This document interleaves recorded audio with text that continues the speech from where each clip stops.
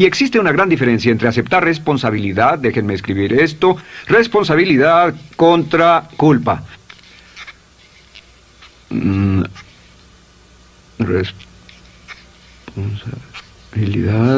Responsabilidad contra culpa. ¿Qué es la culpa? La culpa siempre se remonta al pasado. La culpa mira hacia el pasado, hacia lo que no puede hacerse, a lo que no puede cambiarse. La responsabilidad siempre mira hacia el futuro. Usted dirá, ¿aceptar la responsabilidad no es lo mismo que aceptar la culpa? No. Es lo mismo que decir que usted está a cargo de la calidad de su pensamiento a partir de ese momento. Digamos que usted sale del estacionamiento y alguien golpeó su auto. Tiene dos opciones, puede enfadarse y molestarse y correr y gritar y berrear, o puede actuar en forma responsable, puede hacer todo lo posible por buscar al culpable, si no, puede tomarlo en forma madura. La responsabilidad siempre mira hacia el futuro. La responsabilidad nos lleva a hacer esta pregunta cuando enfrenta un problema. ¿Qué podemos hacer? Y no quién lo hizo. ¿Qué podemos hacer ahora? ¿A dónde vamos de aquí? ¿Qué podemos hacer? Es la pregunta de la persona responsable. No lloramos sobre la leche derramada, solo decimos, bueno, muy bien, ¿cuál es la solución? Y seguimos con el juego. La persona irresponsable siempre dice quién lo hizo y se obsesiona por querer encontrar quién lo hizo, y si encuentra la culpa la divide entre todos para que todo el mundo saque su tajada de culpa, que por supuesto no sirve de nada para resolver la dificultad. La clave para derribar el árbol de emociones negativas es usar el hacha y eliminar la culpa. El día que comience a eliminar la culpa de su vida será el día en que comience a vivir, porque ese día que elimine la culpa y las emociones negativas, de pronto la mayoría de los problemas, la mayoría de las cosas que se interponen entre usted y la felicidad que desea, se desvanecerán. ¿Por qué le pongo tanto énfasis a las emociones negativas? Déjenme dejar eso en claro por un segundo. Lo que descubrí, y esto es lo que me impactó porque siempre me he comprometido a realizar mi potencial como ser humano, es que no puede avanzarse en la vida sino al grado en que se deshaga de sus emociones negativas. No puede progresar, no puede ir más lejos de lo que está en este momento, excepto al grado en que deje atrás sus emociones negativas. Acéptelo. Ahora, por cierto, con respecto a las emociones negativas que ha asociado con otra persona o situación, es difícil aceptar la responsabilidad, es difícil decir yo soy el responsable inicial, porque ha estado culpando a una persona mucho tiempo y a veces deberá apretar los dientes y decir yo soy el responsable, pero mientras más repita soy responsable, lo dirá cada vez más y más fácilmente, y al final llegará al punto en que cuando piense en esa persona o esa situación podrá neutralizar los pensamientos con la ley de sustitución diciendo soy responsable. Existe una línea muy bella que puede usar al tratar con personas difíciles. Se remonta a la autoestima y también tiene que ver con la eliminación de emociones negativas. Es decir, algo así, no importa lo que usted diga o haga, soy una persona valiosa e importante. O no importa lo que pase, aún soy una persona valiosa e importante. O no importa cómo resulte esta situación, yo sigo siendo una persona valiosa e importante. El curso natural de la vida es este. Este es el camino de la vida. Cuando éramos niños comenzamos sin emociones negativas. Por cierto, las emociones negativas deben enseñársele a un niño, deben enseñárseles a los niños y deben aprenderlas de sus padres. ¿Han visto un bebé negativo?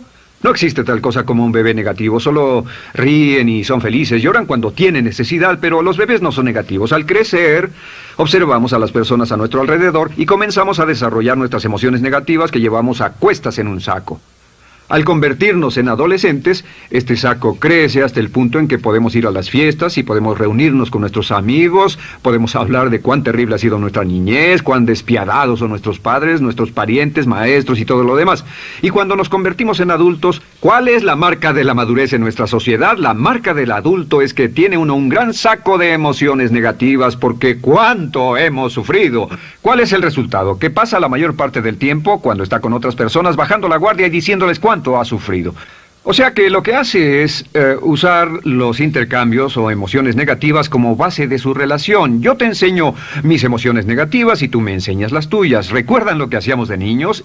Y lo que hacen ahora es reunirse como un par de comerciantes en un bazar árabe y muestran sus emociones negativas. Dicen, oh, miren esa horrible niñez, miren esa espantosa relación, miren qué gruñón es mi jefe, qué horrible es esto, etcétera. Y así sigue intercambiándolas. ¿Y qué pasa cuando habla y piensa en sus emociones negativas? ¿Recuerda la ley de concentración?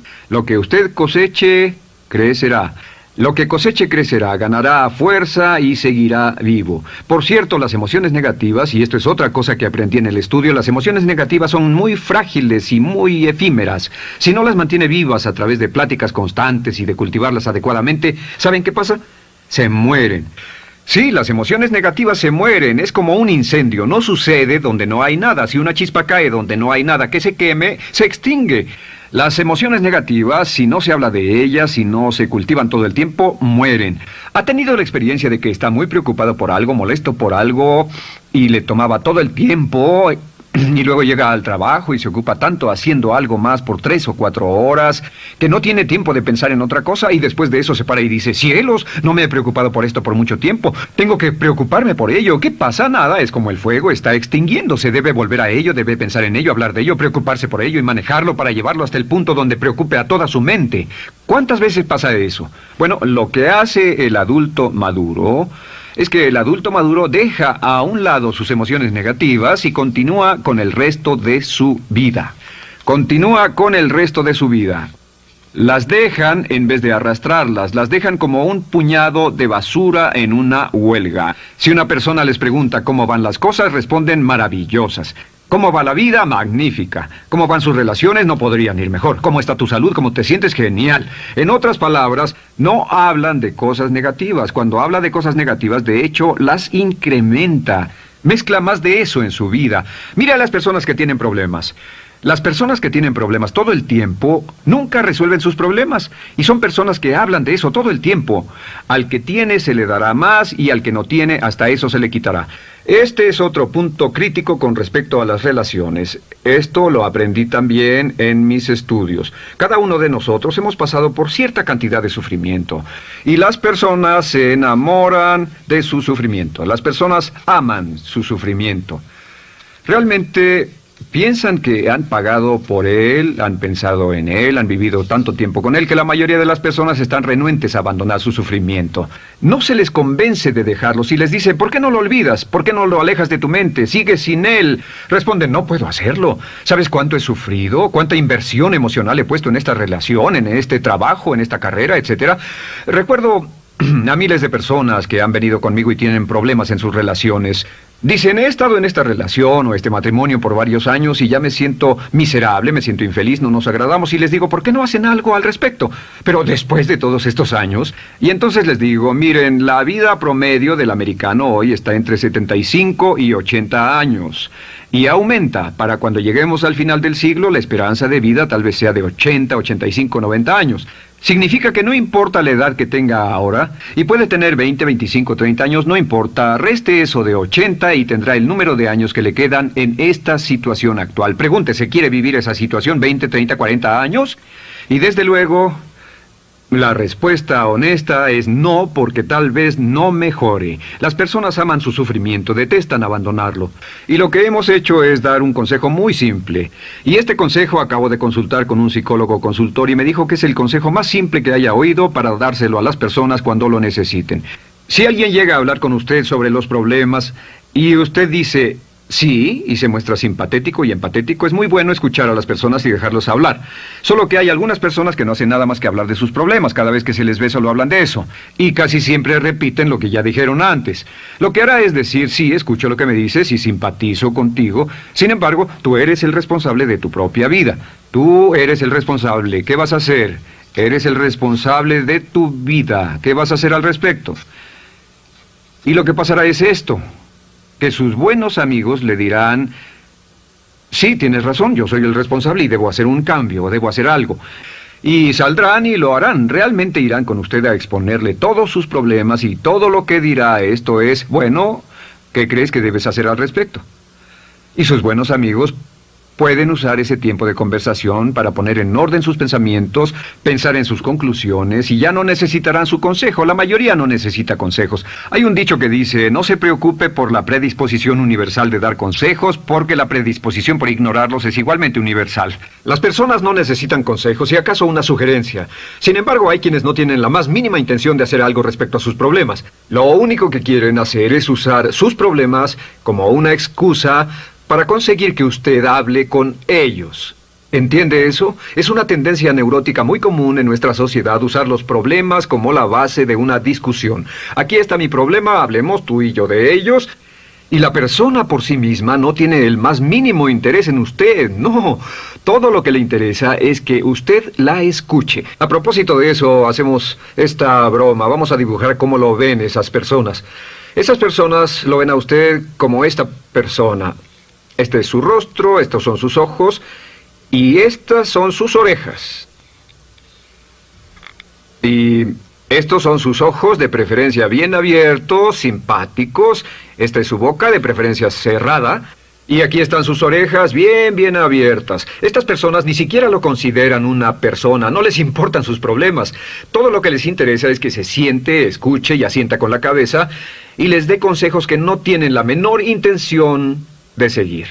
Cuando encuentre una persona así, la forma muy simple de probar su amistad es comenzando a hablar sobre usted. Dirá, bueno, me alegra que hayas expuesto tus problemas porque tengo ciertos problemas propios y quisiera discutirlos contigo.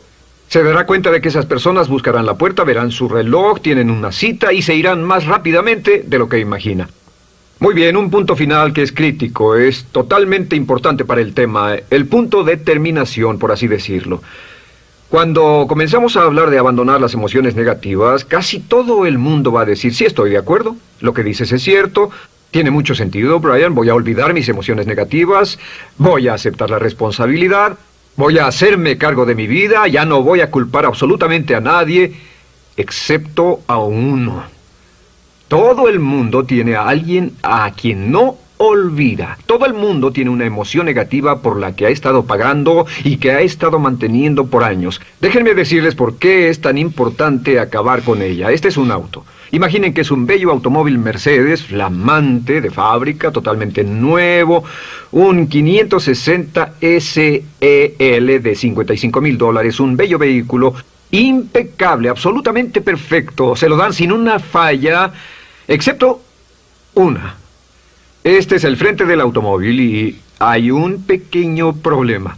Y es que por alguna razón mecánica, esta rueda está atorada. Usted sube al bello Mercedes, y usted también bello, la mente bella, el cuerpo bello, el potencial bello, la capacidad increíble. Entra al hermoso Mercedes y lo enciende. Pisa el acelerador, ¿y qué pasa? Pues si esta rueda del frente está atorada, ¿qué le pasará al auto? Además de que va a gastar mucha gasolina, ¿qué le va a pasar?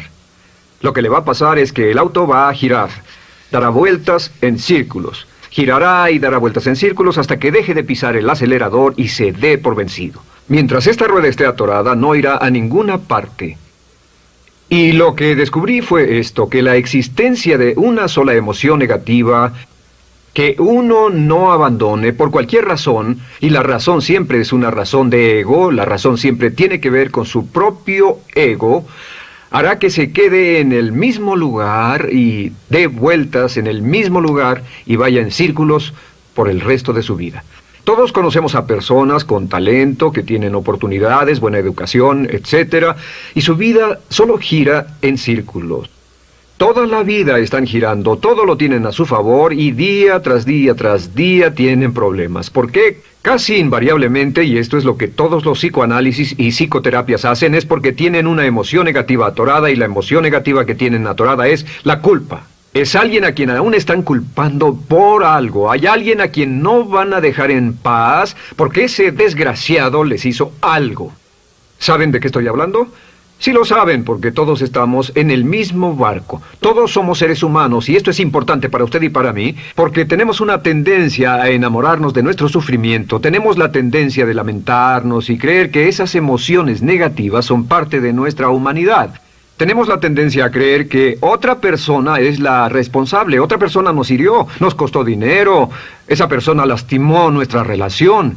Pero la clave para el desempeño pico La clave de la felicidad, la clave del éxito es usar la ley de la sustitución y derribar esas emociones negativas, sacarlas de la caja la primera vez que sienta que le provoca cierto estrés y decir, soy responsable, y repetirlo, soy responsable, soy responsable, soy responsable, me quiero a mí mismo y soy responsable, me quiero a mí mismo y soy responsable, y nada fuera de mí va a perturbar la paz de mi mente. Solamente yo estoy a cargo de mi vida emocional.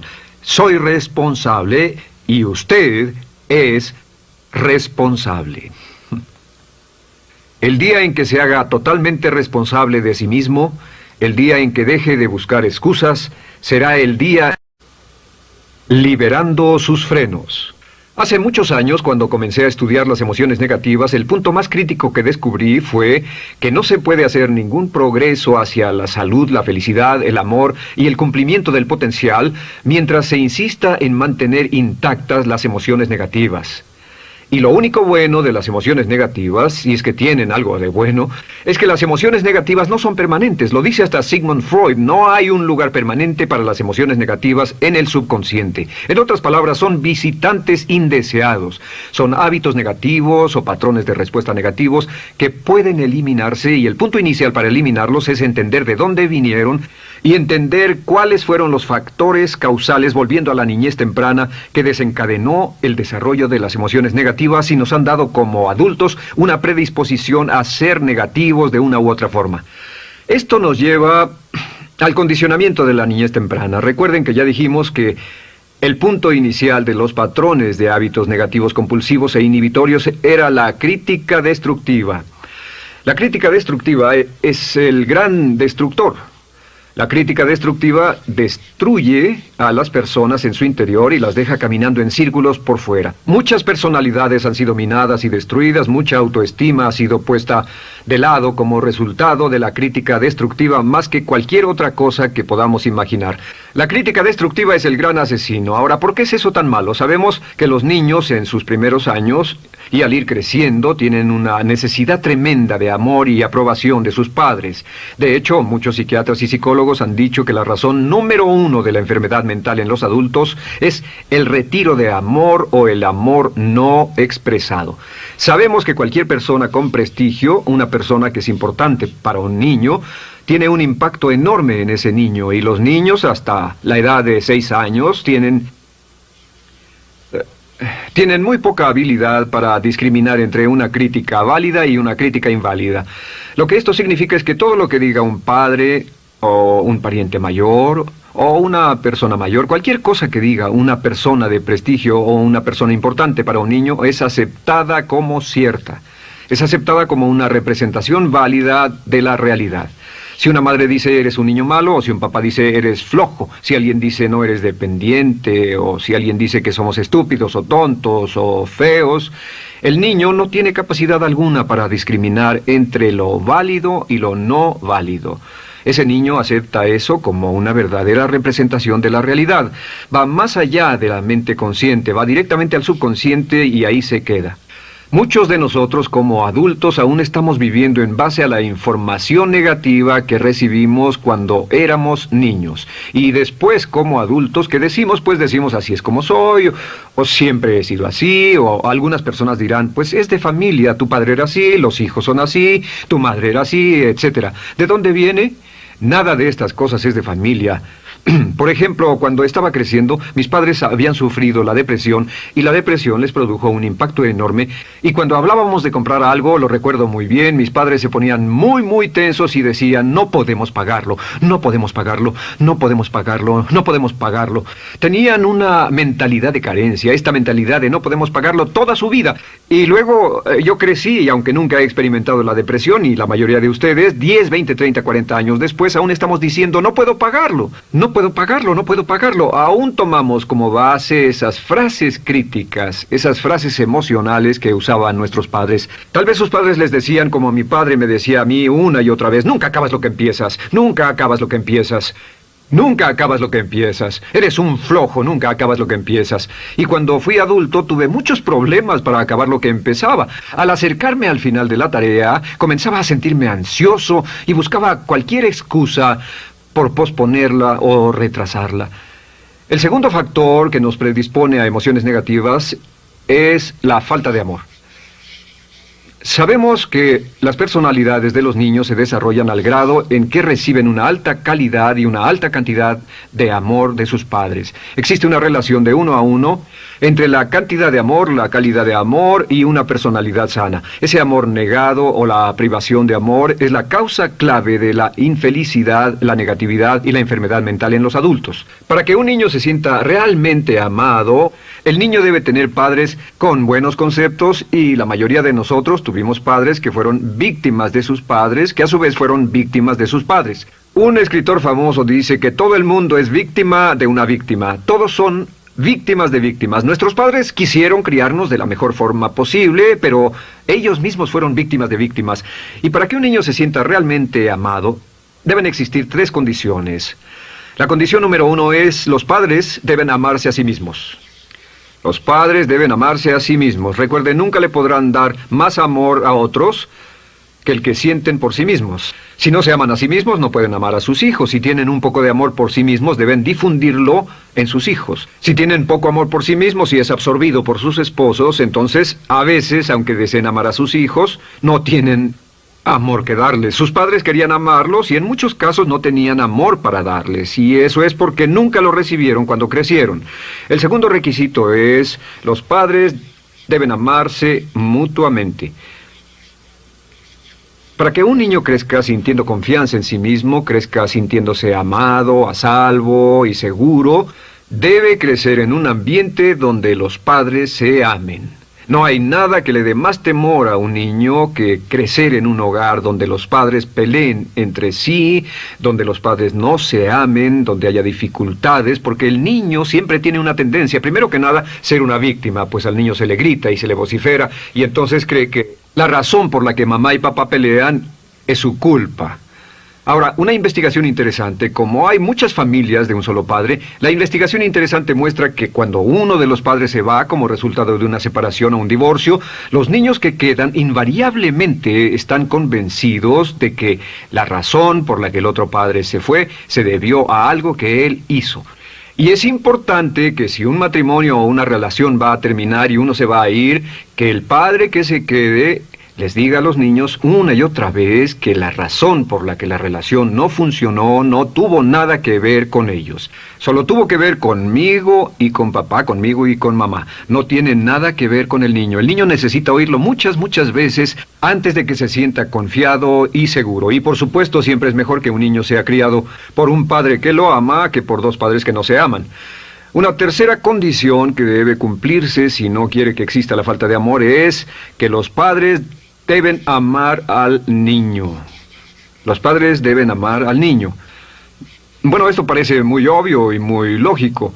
La verdad es que, y esto es lo más difícil para usted y para mí como adultos, que ni siquiera lo pensamos, que es posible que nuestros padres no nos quisieron.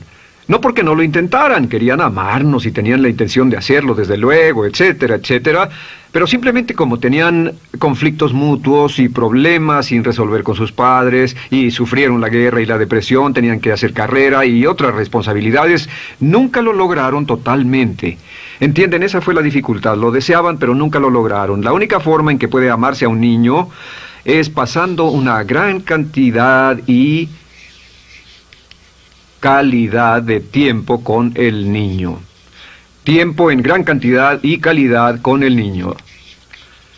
10 minutos al día no bastan. Los niños se consideran valiosos según el grado en que las personas más importantes en su vida pasen tiempo con ellos. Si las personas más importantes en su vida, sus padres, solo pasan poco tiempo con ellos, los niños concluyen que la razón para ello es que tienen muchos defectos, que hay algo esencialmente malo en ellos y que por eso sus padres no pasan más tiempo con ellos. Los niños no piensan con la razón, lo hacen en forma emocional. Solo piensan: mi padre está aquí, me ama, y si no pasa tiempo conmigo, él o ella no me aman. Y si cualquiera de esas 3 condiciones existió o más cuando estaba creciendo, los padres no se amaban a sí mismos, o no se amaban mutuamente, o tal vez no lo amaban porque nunca lo lograron, aunque querían, entonces usted debe haber crecido en conjunción con la crítica destructiva que se llama culpa.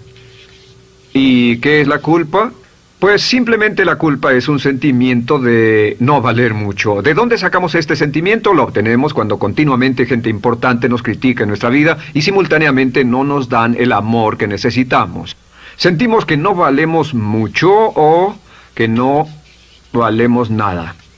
Y un sentimiento de culpa nos lleva a un sentimiento de falta de mérito, falta de valor y culpa.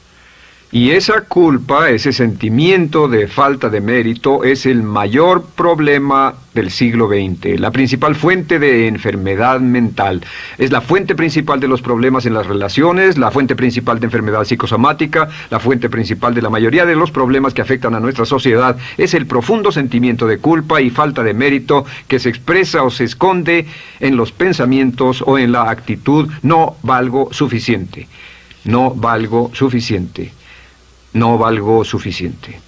Ya hablamos de la autoestima y de lo importante que es. La autoestima significa me quiero mucho, me quiero mucho, me quiero mucho, me quiero mucho. Las personas que han sido criadas con críticas destructivas durante su vida no solo no se agradan a sí mismas, no sienten que sean lo bastante buenas para nadie, y en muchos casos están llenos de odio por sí mismos. Se odian a sí mismos, se autocondenan o se detestan. Y verán que esto sale en sus conversaciones y sale en sus relaciones con otras personas. Las personas que no se quieren a sí mismas, aunque quieran tener buenas relaciones, simplemente no son capaces de ello. Las personas que piensan que no son buenas para nada siempre lo hacen aflorar, siempre será un problema. Ahora, ¿cuál es la razón principal de la culpa? ¿De dónde viene la culpa? La culpa viene de 3 fuentes negativas: padres negativos, influencias negativas o religión negativa. Una de las 3. Cualquiera de estas 3 usa la culpa. De la culpa se valen y aprovechan, en especial los padres y las organizaciones religiosas, por 2 razones. Una es el castigo. La culpa se usa para castigarnos. Cuando estamos creciendo, el castigar es la forma más fácil de hacer que uno se sienta mal. Nuestros padres nos hacen sentir mal castigándonos físicamente o sermoneándonos o regañándonos. Y el castigo es una forma muy eficaz de irnos conformando o de conseguir que hagamos lo que los demás quieren. La segunda razón por la que se usa la culpa cuando se practica en forma consciente, y algunas organizaciones la practican así, es para tener más control emocional en especial, porque se puede controlar a una persona emocionalmente con culpa y manipular su comportamiento. Hay muchas organizaciones que usan la culpa como una herramienta de control y manipulación. Si puede controlar a las personas con suficiente fuerza y en forma emocional, puede conseguir su dinero, puede conseguir su tiempo, puede conseguir su compromiso, demandar sus recursos, etc. Muchas organizaciones usan la culpa para aplicar un castigo. Muchas organizaciones de caridad que se anuncian por televisión, en especial las de causas benéficas que involucran a niños o a personas incapacitadas, usan un sentimiento de culpa. A usted le va tan bien que debe sentirse culpable por estas personas que sufren. O envíenos algo de dinero y eso se encargará de su culpa por un momento hasta que lo incluyamos en nuestra lista de correo, etcétera. Y la culpa es un estándar. ¿Por qué se usa tan comúnmente? Pues primero que nada porque casi todos nosotros la tenemos en mayor o menor grado. Y número 2, es fácil. La culpa es fácil. ¿Por qué nuestros padres la usan con nosotros? ¿Por qué nuestras madres la usan con nosotros? Nuestras madres pueden controlarnos con la culpa en un cuarto repleto. Nuestra madre puede controlarnos a miles de kilómetros por teléfono. Los padres usan la culpa en sus hijos porque sus padres usaban la culpa en ellos y así sucesivamente. Es lo más fácil. No existe un esfuerzo físico. Puede hacerse con una mirada o de reojo o una palabra. Ya sabe que las personas siempre buscan lo más fácil. Esté alerta. Ustedes han sido criados en un ambiente donde se les ha hecho sentir culpa y casi todos lo vivimos. Debemos entender que la culpa es como una letrina o bacterias emocionales negativas que se colocan en la raíz de su psique o su subconsciente y activan todas las demás emociones negativas: furia, odio, envidia, resentimiento, frustración y duda, temor, etcétera. Las crea y las activa a todas. Y la forma para, en realidad, deshacerse del centro es exorcizarlo, extirparlo. Y es lo que vamos a hacer el resto de esta sesión. Primero, ¿cómo podemos saber si nos criaron con sentimientos de culpa? Bien, a esto le llamamos la manifestación adulta de la culpa. Manifestación adulta de la culpa. Puede saber, probándose a sí mismo, ¿cuánto de esto tiene? Número 1, La manifestación adulta de la culpa es que tiene sentimientos de inferioridad, sentimientos de inadaptabilidad y de no merecer las cosas. No siente que merezca que le pasen cosas buenas. Si una persona ha sido criada con crítica destructiva y se le hace sentir culpa, entonces cuando logra éxito, aún con un tremendo esfuerzo, tiene una tendencia terrible de sentir que no se lo merece.